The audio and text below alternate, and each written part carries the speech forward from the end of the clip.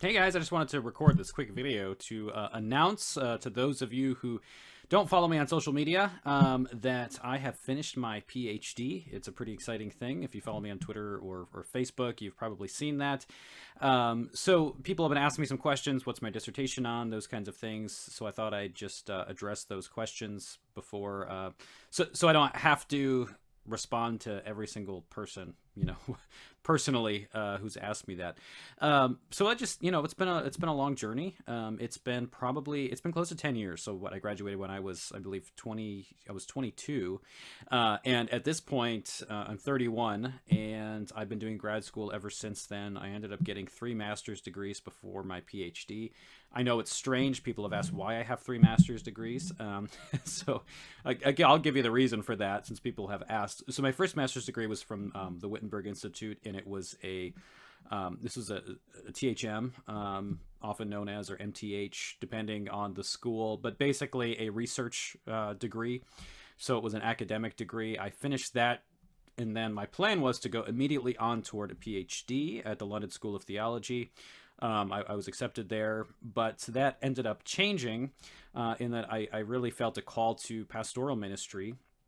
And at that point, that's when I went to the AILC's seminary to supplement my academic education with pastoral work, getting the equivalent of an MDiv. They don't call it an MDiv through that program. But so basically, I supplemented my academic work with pastoral work. And then it was when that was finished that I wanted to go for a PhD. So in doing that, I was looking for a program I could do at a distance. Because I was a full-time parish pastor, I wasn't going to be able to spend, summers overseas or somewhere else. And I really did want to do a European-style research program. I think there are a lot of benefits to that. I personally just learn best with my own research rather than classroom work. So that definitely was what I was looking for. When I found out about the South African Theological Seminary, they offered a completely distance program, accredited seminary. I found an advisor who was a Lutheran and someone that I really liked working with. Dan Leoy is his name. He's also at the Institute of Lutheran Theology. So I found a good advisor, someone I thought I could work with well, and that's how I ended up going through there. So I ended up with another master's degree just kind of en route to my PhD. That wasn't a plan, that just kind of happened. So that's how I got my third. So that's been my journey. It's been really about 9 years of just grad school and publishing and writing and all the other things that I've done. So this is kind of the end of that journey. It's a pretty exciting thing. I do want to just say thank you to everybody who's been encouraging and supportive of the research that I have been doing. Even people who have been financially supportive. I had listeners and viewers, readers of my books donate money to my PhD program. Just to help me with expenses. Being a small town pastor, it's not like you have a bunch of extra expenses or money that you can use on things like school. So that was a great blessing. I just want to say thank you to everybody who's just supported the work that I've done, and also just supported me with your prayers and all the encouragement that I've gotten along the way as well. It's a lot of work doing a PhD. The research and the sleepless nights have been a lot of those, just doing research and writing and all of that kind of stuff. Just a wonderful thing that people have been supportive. So I want to say thank you. And I've had questions about what my dissertation is about. And that's been mentioned on some podcasts, but I know not everybody listens to every podcast, and not my YouTube viewers and podcast listeners and readers of my books are often 3 totally different audiences. So you may not have encountered that. So just to, quickly kind of give a summary of what I was doing, it's a defense of the Lutheran scholastic theological method, really the Protestant scholastic theological method more broadly, but specifically I'm working with Lutheran authors from the 17th century. So it's really a comparison and evaluation of 2 different theological methods. One is the Lutheran scholastic, and I'm using Johann Gerhard as kind of the primary figure there in terms of defining and writing about the scholastic method, though he's not the only one, but he is primary. And then secondarily, I'm then interacting with that method and then the radical Lutheran theological method of Gerhard Forde, Stephen Paulson, and Oswald Bayer, which has been really prominent within Lutheran scholarship in recent years. And my argument is that the Lutheran scholastic method is a better one, and that we should go back to using it.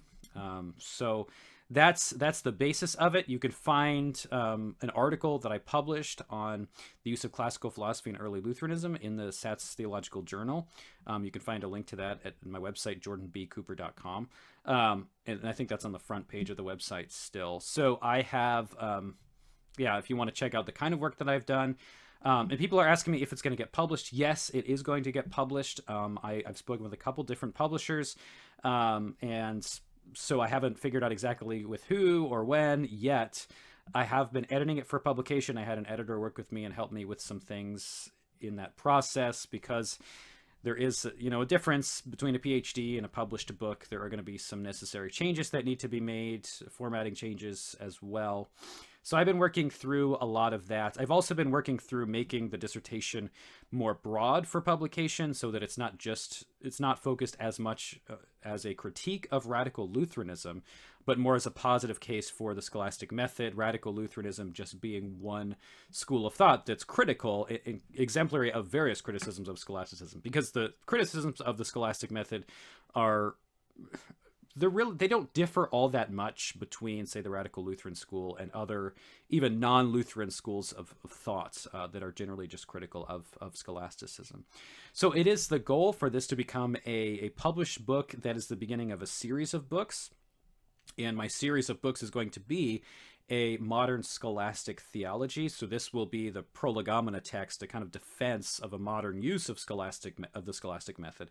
And that is my goal, to have 3 following volumes that use this method now, interacting with contemporary issues, both theological and philosophical.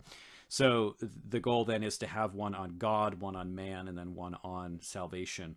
So it's not going to cover everything. It's not going to be a complete systematic theology, but that's where I'm at right now. So that's what's coming in the future, but it will be a while before I'm sure that happens. If there are any publishers watching this, you're interested, contact me if you're interested in getting in there and publishing this book for whatever reason, if you think that would be something you'd be interested in pursuing as well. So anyway, I will keep you updated as I figure out more. But again, I just want to say thank you so much for all the support and prayers. And this is not the end, of course. There's a lot more stuff to come. So this is just the beginning of some new opportunities. And thank you so much. And we'll see you in the next video. God bless.